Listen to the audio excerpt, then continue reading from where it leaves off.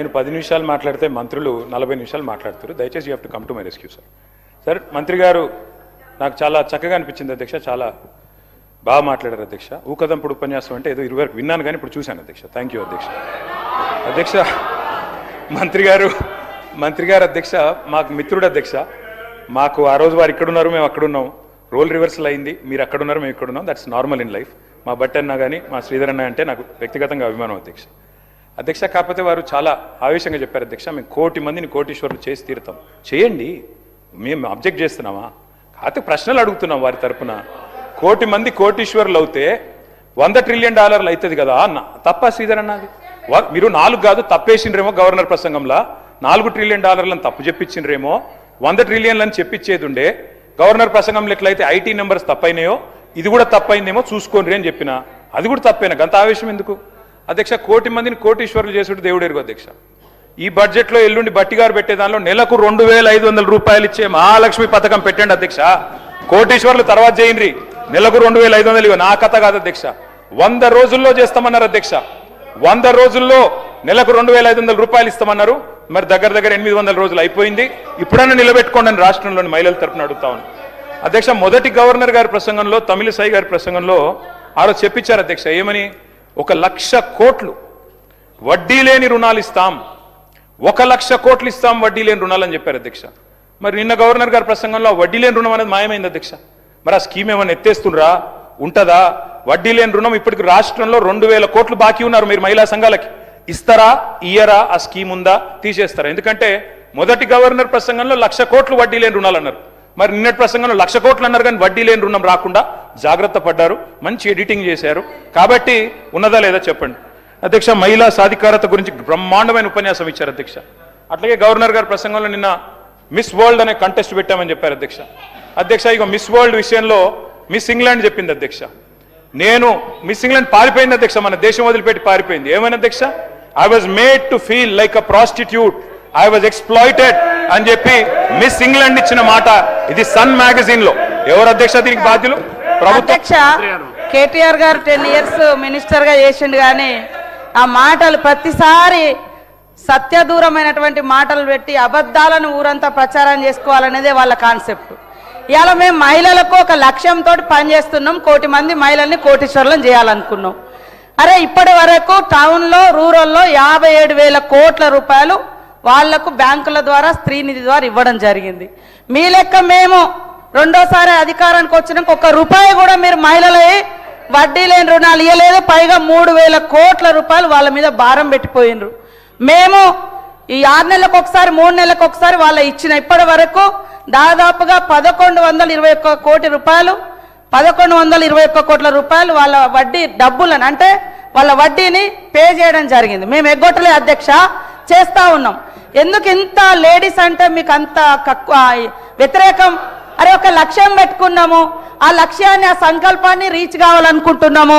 మేము ఇవాళ మీరు మూతేసినటువంటి శిల్పారామం దగ్గర 106 షాప్స్ మహిళలకు వివిధ గ్రామాల నుంచి ఉత్పత్తి చేసినటువంటి వాళ్లకు మార్కెట్ సౌకర్యం కల్పించినాం. మీరు ఫ్రీ బస్సు పెడితే కూడా దాని మీద అనేక రకాల సెటైర్లు, తప్పుడు ప్రచారాలు, తప్పుడు వీడియోలను చిత్రీకరించడం, ఇవన్నీ కూడా అది మీ వంతు. ఇది తప్పు, ఇది సరైంది కాదు. తరతరాల అణిచివేత నుంచి ఆత్మగౌరవంతో, అస్తిత్వంతో, ఆత్మవిశ్వాసంతో ముందుకొస్తున్నటువంటి ఆడవాళ్ళ వెంట సపోర్టుగా ఉండండి, సహకరించండి. అది నిర్ణయాధికారంలో కావచ్చు, కుటుంబ అధికారంలో కావచ్చు, రాజకీయ అధికారంలో కావచ్చు. నేను చెప్తాను అధ్యక్ష, ఒక ఉదాహరణ. మొన్న మా దగ్గర మేడారం అయింది. మేము వాళ్ళకు 6 కోట్ల రూపాయలతోటి 565 మందికి షాప్స్ పెట్టించినాం. మొత్తం వాళ్ళు with in few days, just 10 days నుంచి 15 డేస్లో 3,33 లక్షల రూపాయలు అదనంగా వాళ్ళు సంపాదించుకోవడం జరిగింది. టోటల్ వాళ్ళ ఇన్కమ్ ఎంత అంటే, మేము 6 కోట్లు పెడితే 9,33 లక్షల రూపాయలు వాళ్ళకి ఇన్కమ్ వచ్చింది అధ్యక్ష. ఒక అక్క రోడ్డు మీద మేడారం పోయే వాళ్ళకు ఒక 50,000 ఇస్తామే టీ కొట్టు పెట్టుకుంది. ఆమె రోజుకు 5,000 సంపాదిస్తుంది. ఇదే ఇప్ప పువ్వు, మవ్వ లడ్డు, వాళ్ళకు ఒక 50,000 నుంచి మేము స్టార్ట్ చేసి 2 లక్షలు ఇస్తే వాళ్ళు 3 మంత్స్లో టోటల్గా మొత్తం ఈ రోజులో 14 లక్షల రూపాయలు సంపాదించారు. ఫ్యూ డేస్లో 1 వీక్ 15 డేస్లో 5 లక్షల రూపాయలు సంపాదించారు అధ్యక్ష. ఇదొక మారుమూల అటవీ ప్రాంతాల నుంచి వచ్చి జరుగుతున్నటువంటి వ్యవస్థ. దాన్ని బట్టి మేము వాళ్ళందరికీ ఒక నమ్మకం ఇస్తున్నాం. మీరు ఇట్లా చేసుకోండి, ఈ రకంగా బ్యాంక్ లింకేజ్ ఇస్తాం, దాంట్లో ఇంతవరకు మాఫీ చేస్తున్నాం. ఇది తప్ప అధ్యక్ష? ప్రతిసారి ఎగతాళి మాటలు, బస్సు పెడితే ఎగతాళి, వడ్డీ అంటే వడ్డీ లేని రుణాలంటే ఎగబోతా. మీరేం చేశారు మరి 10 ఏళ్ళు? ఇవాళ మీరు ఇన్ని మాటలు మాట్లాడుతున్నారు. అలా కేటీఆర్ గారు మీరు మాట్లాడినవన్నీ ఒక్కసారి మిమ్మల్ని మీరు ఆత్మ పరిశీలన చేసుకోండి. మీరు 10 ఏళ్లలో ఎన్ని ఇళ్ళు ఇచ్చారు? ధనిక రాష్ట్రం అని గొప్ప చెప్పారు కదా, మరి ఎందుకు పేదోళ్ళకి ఇల్లులు ఇవ్వలేదు? మరి ఎందుకు అందరికి ఉద్యోగాలు ఇవ్వలేదు? ఎందుకు దళితులకు భూములు పంచలేదు? మరి ఎందుకు మీరు అదే 2019 బడ్జెట్లో 100 కోట్లు నిరుద్యోగ భృతి అని 100 కోట్ల రూపాయలు బడ్జెట్లో కూడా యాడ్ చేశారు? మరి ఎందుకు ఇవ్వలేదు? ఎందుకు ఇవ్వలేదు అంటున్నా. చెప్పడానికి బాగానే ఉంది, మరి ఎందుకు చేయలేదు? ఇవాళ మీరు చేయలేదు. మీరు చెప్పండి, ఆడళ్ళ అభయహస్తం డబ్బులను కూడా మీరు వాడుకున్నారు, ఎందుకు ఇవ్వలేదు? ఎందుకు ఇవ్వలేదు? అప్పుడు వైఎస్ఆర్ గారి హయాంలో వాళ్ళు జమ చేసుకున్నారు, ఇవ్వలేదు. ఇప్పుడు మేము ఒక్కొక్కటి నెరవేర్చుకుంటూ వస్తున్నాం. మీరు ఏమంటారు? గ్యారంటీ ఒక్కటే అమలు చేయలే. అరే రైతు రుణమాఫీ, మీరు ఎట్టే టైంలో రైతు రుణమాఫీ అన్నారు, 10 ఏళ్లలో కూడా కంప్లీట్ చేయలేకపోయారు. అవే కదా అట్లా మిగిలి ఉన్నాయి. ఇవాళ 0 బిల్ ఇస్తలేమా? 200 యూనిట్ల కరెంట్ ఇస్తలేమా? 4.5 లక్షల ఇల్లులు, 4.5 లక్షల ఇల్లులు కూడా మాది గ్యారంటీలోనే కదా. ఏదైతే 6 గ్యారంటీలలో 4.5 లక్షల ఇల్లులు కూడా ఉంది, 5 లక్షల ఇల్లు.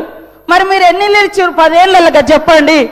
ఇవాళ మీరు ఇవ్వకుండా మీరు ఎంతసేపు బదనం ఇది బంద్ చేయండి. ముఖ్యంగా ఆడళ్ళ పట్ల, అది మీ కుటుంబ సభ్యులైనా బయట మాలాంటి అక్క చెల్లెలైనా ఎదగనివ్వండి అని మేము మాట్లాడు. ఆడళ్ళ మీద నిష్ఠూరాలు ఎందుకు? ఆడళ్ళ బస్సుల మీద నిష్ఠూరాలు ఎందుకు? ఆడళ్ళ వడ్డీ లేని రుణాల మీద నిష్ఠూరాలు ఎందుకు? కాబట్టి ఈరోజు మీరు చేసినటువంటి అప్పుల కుప్ప మూలంగానే ఈరోజు ఈ ప్రభుత్వం అనుకున్న నిర్ణయాలను ఇంకా కంప్లీట్ చేయలేకపోయినాం. మీరు అంతా ధనిక రాష్ట్రం అన్నప్పుడు మీరు ఇచ్చిన హామీలన్నీ ఎందుకు అమలు చేయలేకపోయారో గదానికి ముందు చెప్పండి.